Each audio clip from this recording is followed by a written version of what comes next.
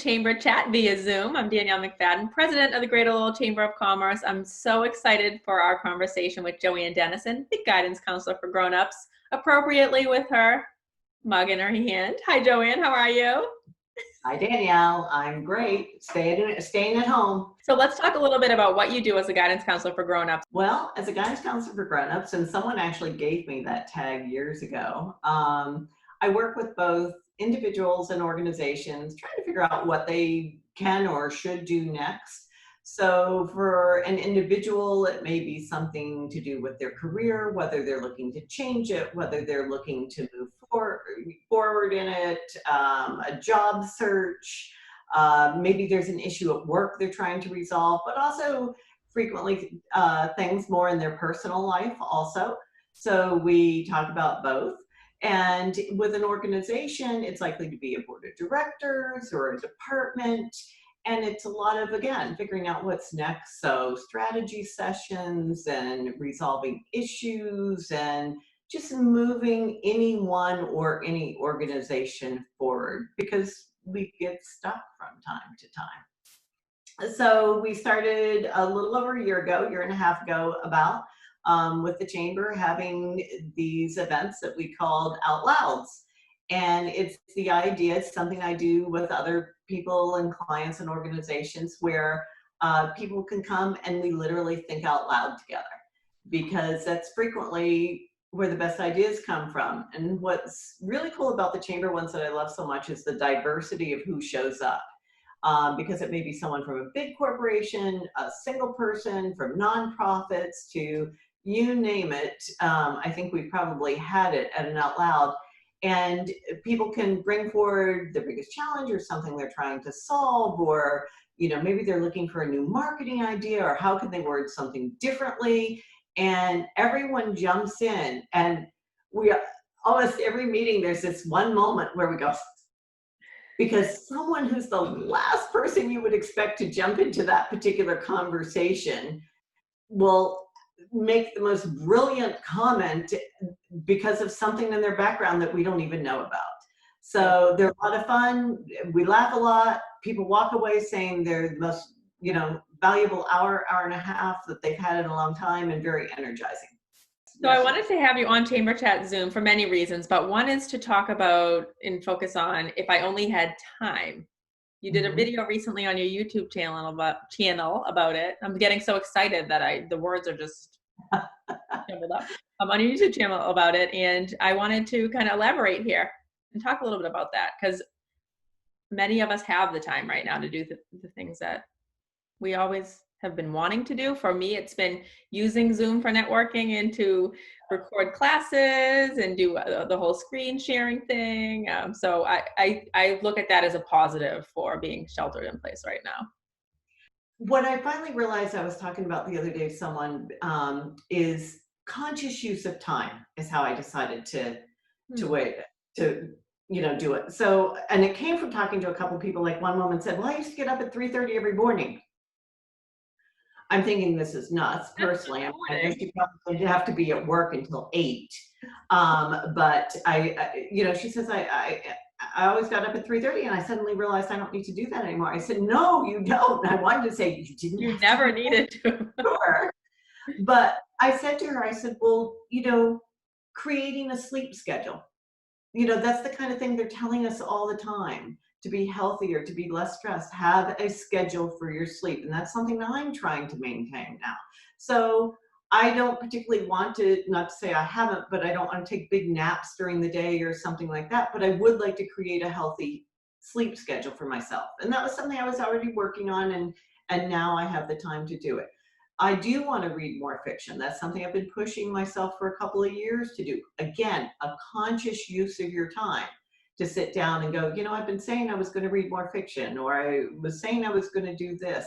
I think whether it's health, entertainment, like movies, TV, books, whether it's work or learning something new, a new skill, it's about conscious use of your time. And for some of us, a conscious use of your time may be learning how to relax and do things.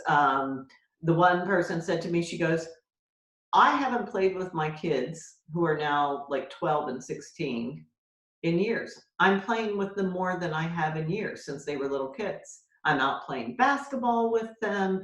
You know, that's the kind of thing, but it's a conscious use of your time. It's not an obligatory, oh my gosh, I've got these 2 months or 3 months or whatever this turns into. I need to, redo my whole life. And slowly, I think a lot of us are doing that anyway.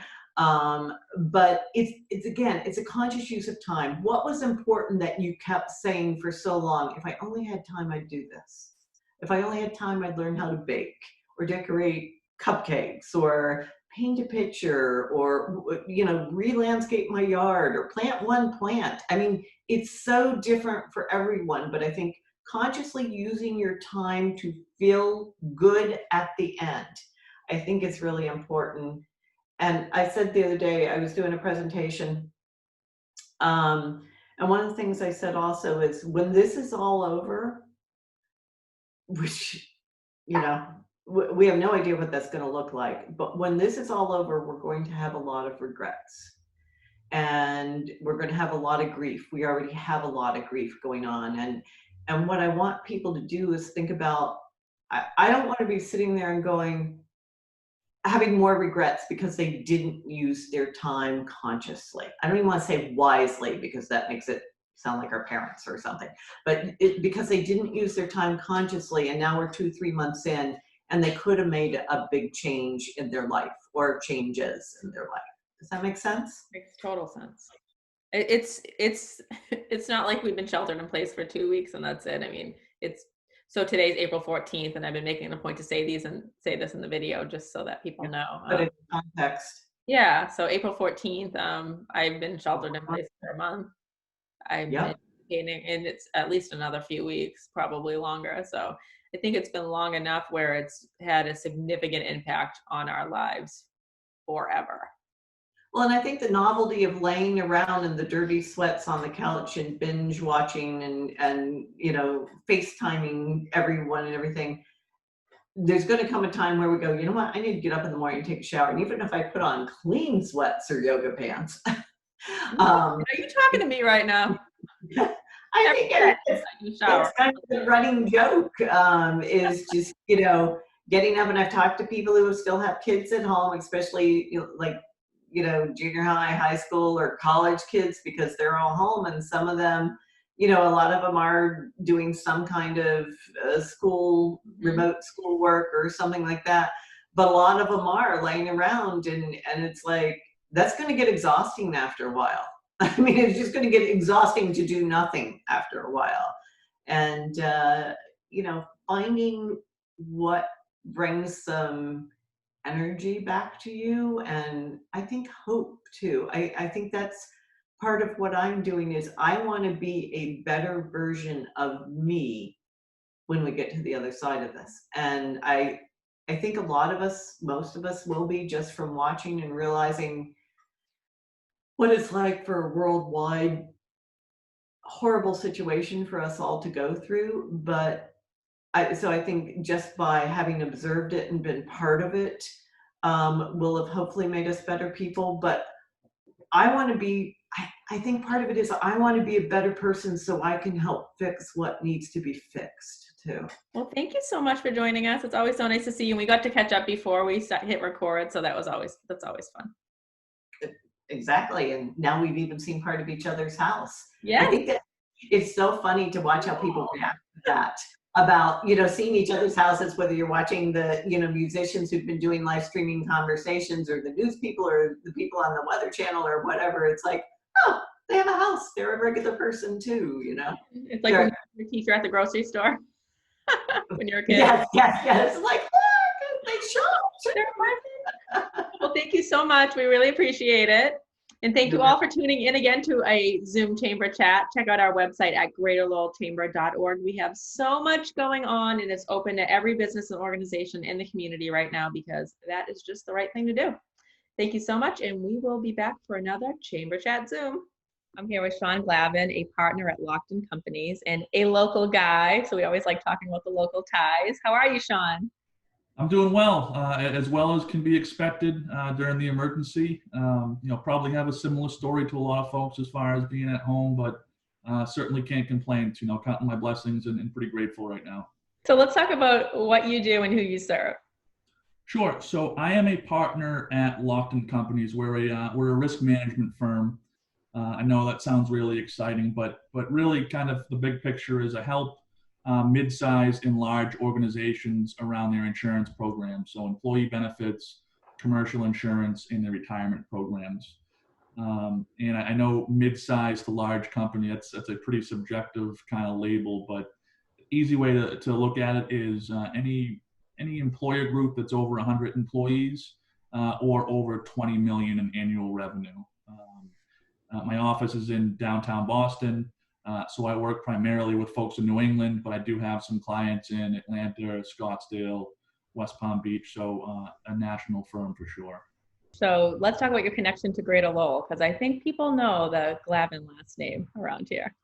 Yeah, I'm pretty connected as far as, I grew up in Billerica, kind of born and bred. I still live here. I went to Billerica High School.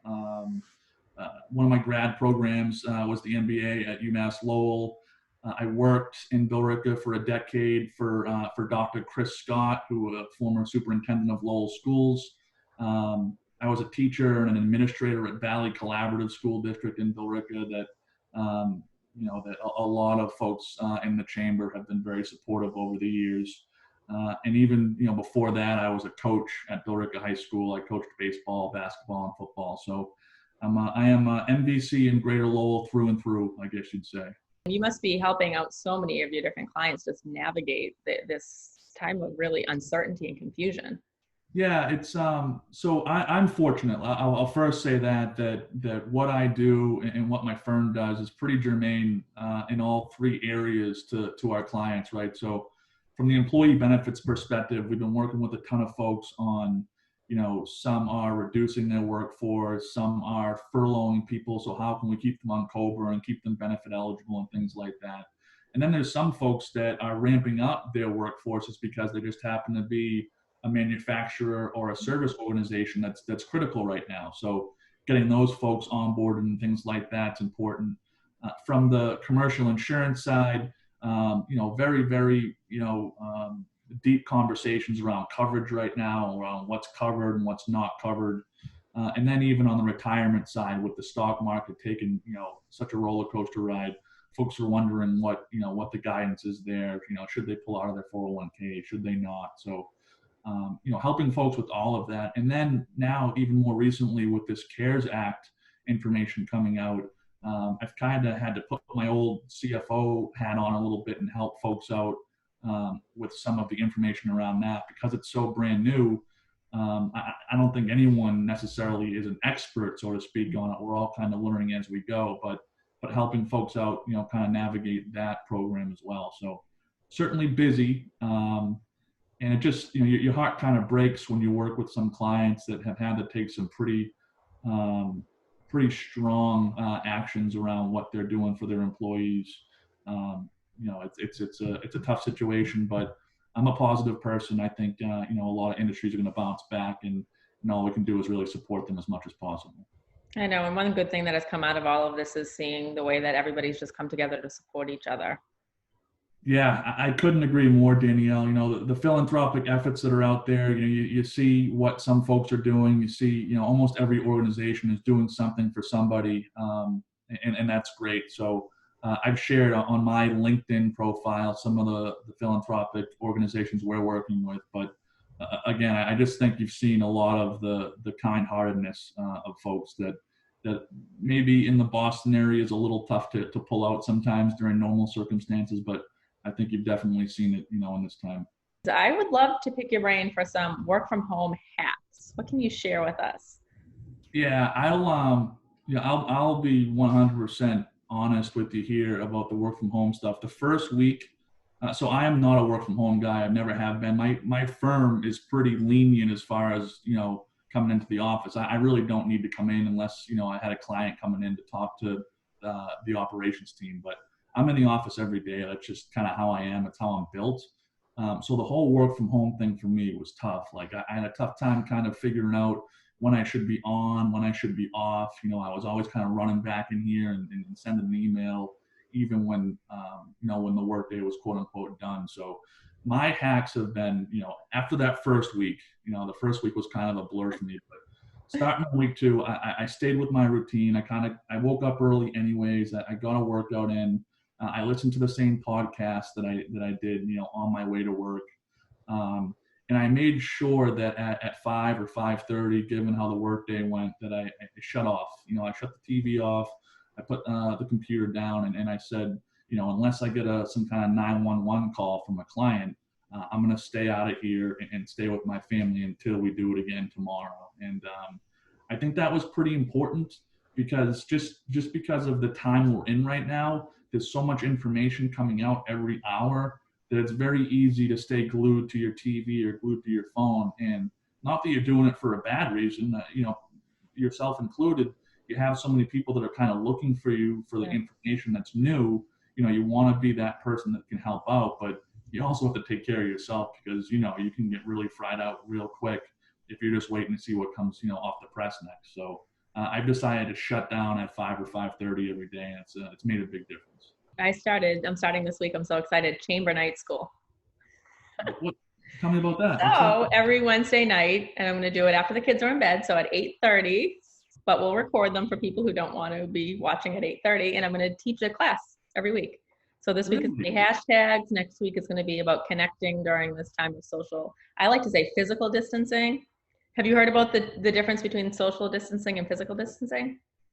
I haven't. I'm going to use my context clues here. I'm going to say that maybe social distancing would be not interacting with anyone during this time. Where exactly. Yes, people were feeling very isolated, and it wasn't helping people with mental health issues when they kept on hearing social distancing. So physical distancing is obviously staying physically distanced from people, but there's so many different ways you can still be social during this time.